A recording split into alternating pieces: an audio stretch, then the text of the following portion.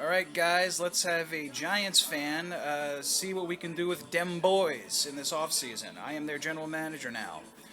They were 6-10 last season, which I don't think truly reflects where they are because of all the injuries they had. Their offense was 14th in the league, 8th passing the ball. Dak Prescott played probably the best football of his career up until he got hurt. 17th in the league running the ball, which is they're gonna be in the top 10 this year because their offensive line is gonna be healthy. Zeke was banged up this year; he'll be healthy, so that their offense is not a problem. Their defense, 23rd overall in the league, 11th passing the ball, against the pass, 31st against the run. So defending the run has sort of been their Achilles heel, if you will. General manager slash owner slash dictator for life, Jerry Jones, not going anywhere. He will not accept mediocrity. I don't know what's going on in this guy's head. He's a bit of a nut. He's been a nut since day one. When he bought the team in 1989, first thing he did was fire Tom Landry. They won one game the next season, but 2 years later they won the Super Bowl. So he's something, this Jerry Jones, googly-eyed guy. Head coach Mike McCarthy, I thought this was an odd hiring decision because Jerry Jones wanted Lincoln Riley. I don't think that was a secret. It's just Lincoln Riley hasn't too good in Oklahoma. So he's got Mike McCarthy, who won a Super Bowl with the Packers. Long story short, I think he butted head with Aaron Rodgers. McCarthy is an offensive-minded guy. He was offensive coordinator for the Niners and Saints for a long time. But their offensive coordinator is Kellen Moore, who I think is fantastic. Only 32 years old. When they first announced they were signing him, I thought they were signing him to be the backup quarterback. So he's got a lot going for him. A lot of success early on. He's going into his second year.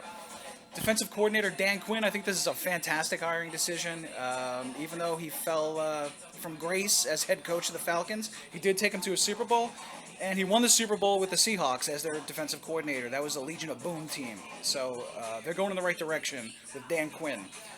$22 million in cap space. Really, all they have to do is sign Dak Prescott. That's all they have to worry about as far as free agents. The other notables, they could let all of them walk, and it's not such a big deal to the future of this team. They should keep Awuzie. I think he's an amazing athlete. He's incredibly fast. And under Dan Quinn, he'll probably reach his full potential. The other guys, I don't know if anyone is worth keeping. Aldon Smith was actually pretty good this year. He'll probably re-sign for a team-friendly contract. A lot of guys are going to retire. I think Sean Lee, if he hasn't announced it yet, he's going to retire. Tyron Crawford has a lot of injuries. There's a chance he retires. Let's see, Cam Irving. He's a backup. I think they're going to get healthy this year, and they're going to add depth in the draft on the offensive line. Same goes for Joe Looney. Not that those guys are making a lot of money. They could probably trade Michael Gallup, who makes about the same as Joe Looney, about $2.5 million, if they want to play some money ball here. Michael Gallup is fantastic. He's got 1 year left on his contract, so unless they want to win right now, you might as well trade him, who's very desirable because not only is he fantastic, could be a legit number one somewhere. He's not making a lot of money. He's making a little over $2 million. So that is something for the Cowboys to consider. Who should they go after in free agency? Not a lot of people because I don't think they have the cap space. They have to pay Dak.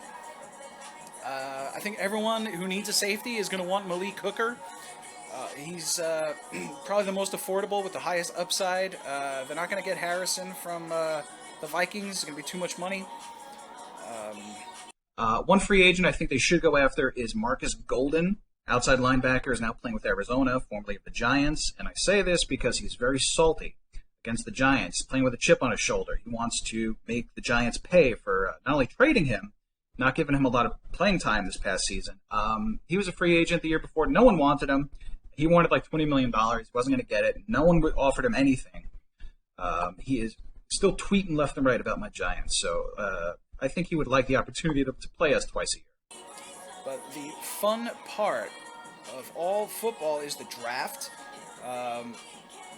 Let's take a look at Where the Cowboys sit at number 10, I kind of agree that they would have to take either Caleb Farley or Patrick Surtain.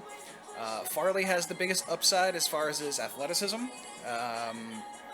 Surtain is polished. He's more polished in that position. Richie Grant should be available in the second round. The Cowboys have been looking for that safety for years. Could be Richie Grant, because I don't think they're going to be able to sign one in free agency. Not one of the good ones.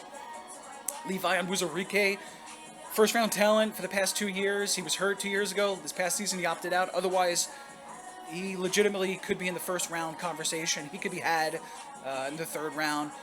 Dylan Moses for depth at linebacker. Trey Smith, versatile, could play guard or tackle at a high level. Cary Vincent, more depth in the secondary. Darius Stills could be one of the best defensive linemen. And Chris Tonga, I think might go higher after he gets a pro day. Because, he's a beast on the defensive line. Get a piece of that Notre Dame offensive line with Tommy Kramer. And Carlo Kemp to end the draft would be amazing as a pass rusher with that kind of value.